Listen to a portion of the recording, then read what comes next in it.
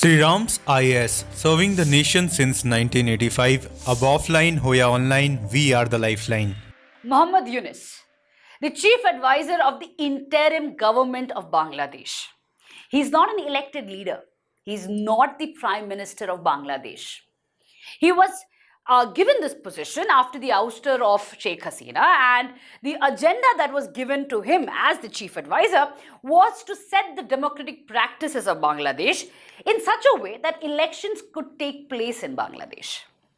The agenda, the work profile that we say, or the job profile that was given to him, was to ensure that there is peace in Bangladesh so that a free and fair election could take place.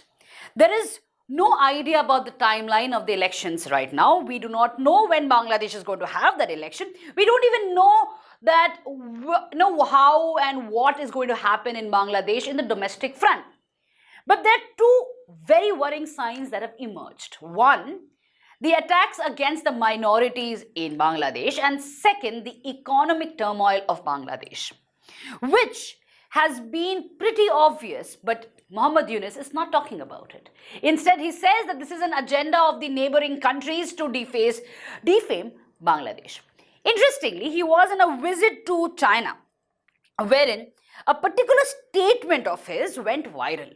So let's talk about that statement in which he says, 7 states of India, eastern part of India, called Seven Sisters, they are landlocked country, landlocked region of India, they have no way to reach out to the ocean.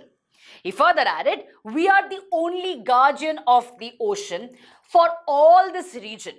Please note the word ocean. He's not referring to Bay of Bengal, he is referring to the Indian Ocean. So we are the only guardian of the ocean for all this region. So this opens up a huge possibility. So this could be an extension of the Chinese economy, build things, produce things, market things, bring things to China, bring it out to the whole rest of the world. It seems that Muhammad Yunus has learned from Pakistan that you have to go to China and tell them that, you know what, we are the ones who are going to give you access to the ocean. Something that Pakistan did with the Gwadar port. Similarly, Yunus is also pitching for the same. He's saying that produce in Bangladesh and you can sell it back to China, sell it to the whole rest of the world. This is absolutely fine because other countries are doing it. But what is not fine is talking about India's northeastern states.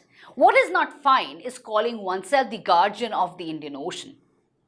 Let's take a look at the map.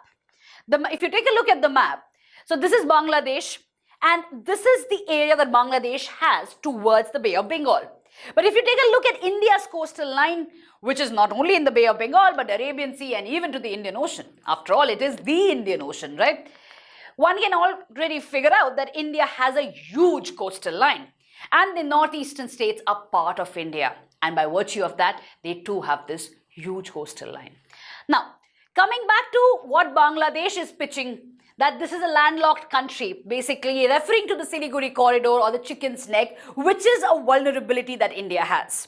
This is the exact vulnerability that many governments have worried about, because if tomorrow, for whatever reason, this particular strategic corridor is cut off, the Northeast will face trouble. It's going to be completely cut off from India.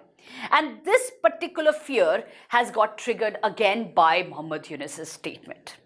Now, if you take a look at the economic advisor of India's statement, the tweet that he put out, Sanjeev Sania, he basically says that you have gone and pitched for economic help to China. There was no need to talk about Northeast. And that's exactly the point. There was no need to talk about Northeast. Because if you take a look at what Bangladesh really needs is economic help from China, which is something that China is ready to offer. China has been ready to offer the same for a very long time. It was Sheikh Hasina who actually refused this help. Sheikh Hasina realized that if she took more loans and more interference from China, Bangladesh will follow the route of Sri Lanka. It will fall under the debt trap. They're already having a huge, about 6 billion USD debt with China, and if this keeps on increasing, Bangladesh will have to listen to everything that China has to say. So this is the reason why, regardless of a lot of pressure, Sheikh Hasina refused to fall under this Chinese debt trap. But Muhammad Yunus went and embraced this debt trap and said that no, we are ready for more loans, we need more loans, and we can even talk about manufacturing in Bangladesh, we can talk about investment in the Teesta water management project, which is something that India and Bangladesh for a very long time have been talking. So there are indications that this particular statement that Muhammad Yunus has said does not just threaten India about its vulnerability, but indicates that Bangladesh has gone the debt trap route. Apart from the statement, if you take a look, Bangladesh and China discussed the implementation plan of the MOU on the exchange of hydrological information for the Yanglong, Zongbo, Jamuna River.